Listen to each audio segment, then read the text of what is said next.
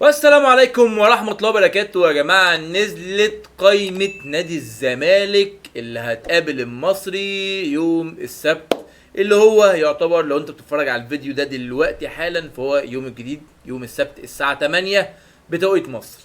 نزلت القائمة، ففي الفيديو ده هنتكلم عن القائمة وهنتكلم عن افضل لعيبة ممكن تلعب بيها في المباراة دي، وهنغير في كام مركز كده في اللعيبة. فما تنساش بقى ايه، عشان الفيديو ده هيبقى حلو كده، مش هيبقى كبير قوي ولكن هيبقى حلو جدا ومفيد جدا جدا جدا. وعايز بقى ايه تكتب لي رايك برضو في الكومنتات، تقول لي الكلام ده صح ولا غلط. فما تنساش تعمل لايك وسبسكرايب، تشترك معايا في القناه وتفعل زر الجرس عشان يجيلك كل جديد. واخواتي الزملكاويه، الناس الحلوه اللي بتدعم الزملكاويه في اي مكان، ما تنساش بقى ايه اللايك والسبسكرايب عشان مهم جدا جدا في القناه وهي جديده كده. فيلا بينا نبتدي ونشوف بقى ايه القايمه. تعالوا اقول لكم القايمه دلوقتي مين موجود. بصوا بقى، في حراسه المرمى محمد صبحي، تمام، مهدي سليمان، محمود الشناوي. كده الواضح ان عواد مقموص وغضبان. عواد مقموص وغضبان، ماشي تمام. عندك في الدفاع عمر جابر، بارون اوشنج، ضموا على طول ما شاء الله. وعلى فكره الواد ده هيكون مفاجاه في كابتن خالد الغندور يا جماعه. كان من كام يوم كده طلع قال يا جماعه اوشنج ما طلعش يعني ايه في التدريبات زي المنتظر منه، لا يعني حاسه، اعتقد ده استراتيجي، اعتقد هو لعيب جامد جدا ومكسر الدنيا. على فكره انا شفت له فيديوهات، لا الواد عنده كوره، الواد عنده كوره. فكوكو بقى من اللي يقول لك تعبان يجي منه، و19 سنه انت كمدرب وكنادي ممكن تطوره، يعني اللعيب ممكن يتطور. يعني حتى لو نص نص انت تقدر تخليه بروفيشنال، يبقى جامد. ده لو انت بتشتغل، يعني لو عندنا مدرب بيشتغل بيعرف يطور لعيبه، دي لعيبه عندك صغيره في السن، يعني مش لعيب مثلا عنده 30 40 سنه هتطوره، لا ده 19 سنه و18 سنه لعيبه تقدر تشتغل معاها. يعني انت كمدرب يبان الشغل بتاعك في اللعيبه دي. تمام تمام. يلا تعالوا نشوف بس الدفاع كده. قلنا عمر جابر واوشينج، وحسام عبد المجيد، محمد اسماعيل، صلاح مصدق، محمود بنتايج، احمد فتوح. طبعا الونش يا جماعه موقوف، مش هيلعب طبعا. عندك في نص الملعب بقى، نص الملعب عندك دونجا، وبصراحة عرفنا قيمته لما غاب الماتش اللي فات. بصراحة يعني كانش عندنا نص ملعب نهائي، وسيف فاروق جعفر ما كانش قادر يلعب في المركز ده، مش مركزه برضه يعني. واحمد حمدي وعبد الله السعيد، ناصر ماهر، ربنا يهديك يا ناصر كده وتلعب الكرة السهلة، وعبد الحميد معالي، واخوان الفينا بيزيرا، وادم كايد. ادم كايد يا جماعه في الوينج فاشل جدا، في الوينج فاشل جدا، بطيء، بطيء، هو بطيء مش سريع، والوينج ده محتاج لعيب سريع. تمام تمام. مش عارف بقى ايه، تعالوا، مش عارف بقى فين شيكو بنزا. شيكو بنزا مش عارف هو فين، هو تقريبا مصاب ولا ايه، مش عارف، بس هو مش مكتوب في القايمه. عندك بقى في الهجوم عدي الدباغ، وناصر منسي، وعمرو ناصر، واحمد شريف، وسيف الدين الجزيري يعود من جديد. سيف الدين الجزيري يعود من جديد بعد الاعتذار بتاعه، عاد تاني سيف الدين. تمام تمام، حلو الكلام، حلو الكلام. طيب تعالوا نروح بقى ايه على بورد كده انا عاملها رايقه. هنشوف بقى إيه يا جماعه، يعني شكل كده الفرقه. وانا بصراحه حابب اوظف كده اخوان الفينا لمركز جديد. فتعالوا كده معايا، واهم حاجه تقولوا لي رايكم في الكومنتات، انتوا شايفين الموضوع ده يبقى ازاي. تعالوا يلا بينا نروح بقى. بص بقى الحركات، بص بقى الحركات والبركات. بص يا سيدي، بص يا سيدي، احنا مثلا دلوقتي حلو هنلعب، نعتبر تشيكو بانزا هيلعب معانا، هنخلينا في التشكيله الاساسيه دلوقتي. لكن احنا ممكن هنا لو غايب، لو غايب شيكو بانزا، ممكن يلعب احمد شريف، ممكن يلعب هنا، احمد شريف ممكن يلعب هنا. ولكن تمام، تعال نبتدي بمحمد صبحي، ده خلاف عليه، بنتايج، حسام عبد المجيد، محمد اسماعيل، عشان بنطلع بالكوره من ورا. ويا ريت، انا كنت عايز بصراحه احط مصدق، صلاح الدين مصدق كورته حلوه وبيعرف يطلع بالكوره من ورا، ولكن عشان ما يبقاش اتنين جداد وما لعبوش برده مع بعض كتير، فممكن يبقى فيه شويه لخبطه، عدم انسجام، عدم انسجام. فنخلينا حسام عبد المجيد مستمر معانا لغايه لما نطيره. عمر جابر، اوشينج بقى عندنا بديل استراتيجي للشوط الثاني، تكون اللعيبه اتهدت تعبت، ننزل اوشينج بسرعاته بمهاراته يعمل لنا جبهه من نار. حلو حلو. هنحط بقى اتنين في نص الملعب، عبد الله السعيد ودونجا، الاثنين في نص الملعب. او لو هنلعب الاثنين مدافعين دول صلاح الدين لا حسام عبد المجيد ومحمد اسماعيل، يبقى نحط صلاح الدين مصدق ودونجا، سواء كده او كده. الفينا بقى، الفينا انا عايزه في مركز عبد الله السعيد في صانع الالعاب في نص الملعب. هنا هيبقى يا جدعان هايل جدا. اهو هتقولي ليه يا عم الشناوي؟ ما هو في الطرف حلو قوي، انا عارف ان هو حلو جدا، حلو جدا، وهنا هيبقى احلى، هنا هيبقى احلى.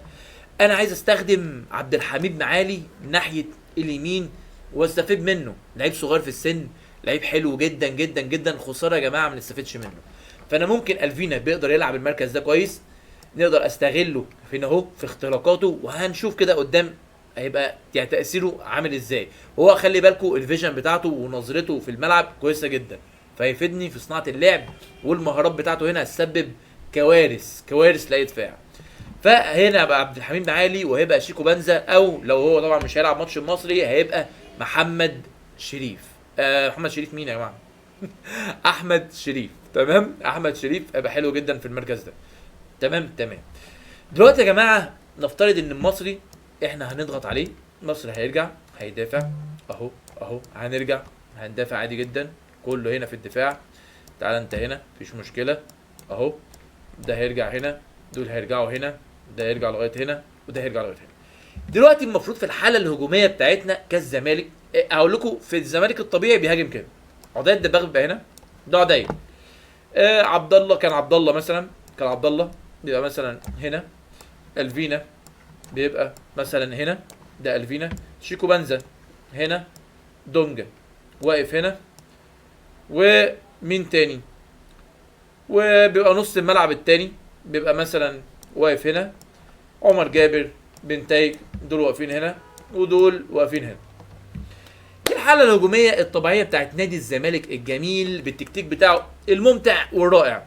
طيب سؤال، عداد الدباغي عيني لوحده ده عنده مدافع 2 3 4 ماسكينه، 4 غير حارس المرمى، وهنا ده مثلا اقول ماسك عبد الله، وده ماسكين شيكو بنزا، واللي جاي من هنا بنتايج.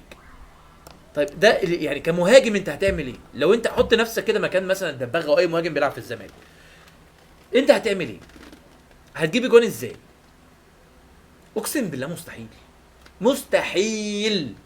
الهجوم الصح بقى، الهجوم الصح اللعيبه اللي بتلعب كوره، حتى النادي الاهلي بيعمل كده. الدباغ هنا موجود، حلو. هنيجي بقى ايه لالفينا، نرجع الفينا المفروض يلعب هنا، الفينا المفروض يلعب هنا، يخش في المنطقه دي، يخش في المنطقه دي، عبد الله يوصل للمنطقه دي، دونجا يبقى هنا، معالي يبقى هنا اهو، معالي يبقى هنا، عمر جابر يبقى فاتح هنا، تمام. شيكو بنزا داخل هنا، بنتايج هنا، هنا بقى محمد اسماعيل المفروض هنا بقى يقفوا يتمركزوا هنا الصح، وحسام عبد المجيد ده هنا، طبعا دونجا ماسك ده، وده طبعا انت كده كده لما بتهاجم بالعدد ده كله اجباري المصري او اي فرقه في الدنيا هتروح راجعه تدافع. دلوقتي زي مثلا الكوره مع عبد الله السعيد، المفروض الفينا هيتحرك له هنا، يعني انت فاهمين، يعني هتبقى تحركات، وشيكو بنزا هيسقط هنا، يعني شوف عندك يا جماعه زياده، ودونجا طبعا يقدم، هيضطر ده يرجع، ودول يكبسوا تاني يطلعوا قدام، ده يا جماعه الهجوم. بنتايج طبعا ممكن هيفتح هنا، انتوا فاهمين، عمر جابر هيبقى هنا، ده الضغط والهجوم الصح على اي فرقه. شايف انت قد ايه محاوتهم، شايف انت قد ايه محاوتهم. هنا ممكن عمر جابر يخش، هنا ممكن بنتايج برضو يخش، وانت كله لعيب ماسك لعيب. ولكن المشكله في الخطه دي حاجه مميته جدا، ان لما الكره تتقطع انت لازم اللعيبه دي كلها ما ينفعش تأدي واجبها، ان تضغط كده معلش ايه يعني ان هو بيجري كده ويضغط، لا، ضغط شرس. الكره تتقطع منك كله ضاغط على، مثلا اتقطعت هنا، ده خد الكوره، شيكو بنزا يضغط عليه، بنتاي، عبد الله السعيد، كله يقفل، كله يقفل عليه على طول، اسبرنتات رهيبه، خش قفل الدنيا. لكن لا، كل واحد بقى ايه بيعمل نفسه ان هو بيضغط ويعدي بسهوله جدا وياخد الكره ويروح. برشلونه بتلعب بالطريقه دي. شوف انت لو بتهاجم بالطريقه دي، شوف عندك حلول قد ايه. عبد الله ممكن يطلع هنا، ممكن يرقص الفينا، ممكن واحد واثنين يجيب لك ضرب جزاء وممكن يشوط. هنا معالي، هنا عمر جابر كرة مثلا تتقطع تجيله خش يعمل عرضيه. عندك هو شيكو بنزا هيخش، الفينا الدباغ، عبد الله سعيد بيبقى واقف هنا مستني الكوره، دونجا يبقى واقف هنا، عبد المجيد كابسين كابسين، مش بقى ايه واقفين كلهم كده يعني معلش شطرنج واقف، كل واحد بيبقى واقف كده، دونجا كل واحد واقف في مركزه، عبد الله السعيد بيقف هنا، الفينا واقف هنا، ومعالي هنا، عمر جابر بيبقى واقف هنا، مين تاني؟ شيكو بنزا واقف هنا، وشكرا. شكرا. بص، عمرك ما هتجيب اجوان، مستحيل مستحيل يا حبيب قلبي. يا جماعه افهموا كوره، اعقلوا كوره، انتوا كلاعيبه العبوا كده، سيبكم من كلام المدرب. يا جماعه لو انا بقول كلام غلط قولوا لي، يعني لو انا بقول كلام غلط قولوا لي. ده المفروض اللي يتم قدام اي فرقه. انا بغض النظر مين اللي بيلعبوا قدام المصري، مين اللي في المصري فيه عنده لعيبه جامده جدا انا عارف، لكن انت الزمالك، انت الزمالك المفروض تبقى ليك شخصيه قدام اي فرقه تحطها في نص ملعبها جوه منطقه جزائها. احنا الزمالك، انا ده رايي، وده اللي انا نفسي الزمالك يعمله، نفسي اتمتع كوره والله حتى لو خسرت. وانا بقول لكم يا جماعه وبكرر، اللي يقدر يعمل لنا الطريقه دي ويرجع الزمالك اتنين مدربين.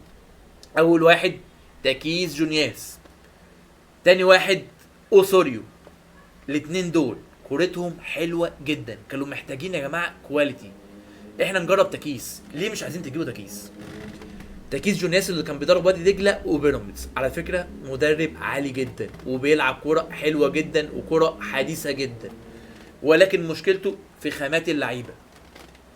محتاج صبر، محتاج احنا كجمهور احنا نصبر عليه سنه واتنين، هيأسس لك فرقه محترمه بتلعب كوره صح من قطاع الناشئين لغايه الفريق الاول. مش الفريق الاول بس، ده لازم يبقى سيستم ماشي عليه النادي كله، عشان اللعيب اللي يلعب في قطاع الناشئين ده لما يجي يطلع النادي الاساسي يبقى عارف طريقه اللعب الفرقه الكبيره ازاي، يبقى مش داخل هو لسه هينسجم ويشوف، لا هو حافظ من قطاع الناشئين، عارف الفريق الاول بيلعب ازاي، طريقته ازاي، زي ما برشلونه بتعمل من قطاع الناشئين بيطلع ما تحسش ان هو غريب عن الفرقه، هو عارف بيتحرك فين وازاي وعارف كل ده. المدرب الكبير بتاع الفرقه الكبيره هو بيبقوا ماشيين على خطاه، فاهمين حاجه؟ فده المفروض يحصل، بس بنكلم مين الله اعلم. بس فكان فيديو كده سريع، فلو عجبك بقى ايه ارزع كده اللايك بتاعك وسبسكرايب واشترك بقى معايا في القناه، وان شاء الله بكره يا جماعه نشوف الماتش على خير، واجيلكم بعد الماتش نشوف بقى هنعمل ايه، هل هنلعب كوره وهنهاجم وهنظبط الدنيا ولا لا. ف ربنا يستر، ربنا يستر. يعني احنا محتاجين طبعا ناصر ماهر، ناصر ماهر طبعا الجميل الزغلول بتاعنا، بس لا مش هحط ناصر، احنا حلوين قوي كده زي الفل. يلا اشوفكم بكره ان شاء الله بعد المباراه ونقول لكم ايه، السلام عليكم ورحمه الله وبركاته، سلام.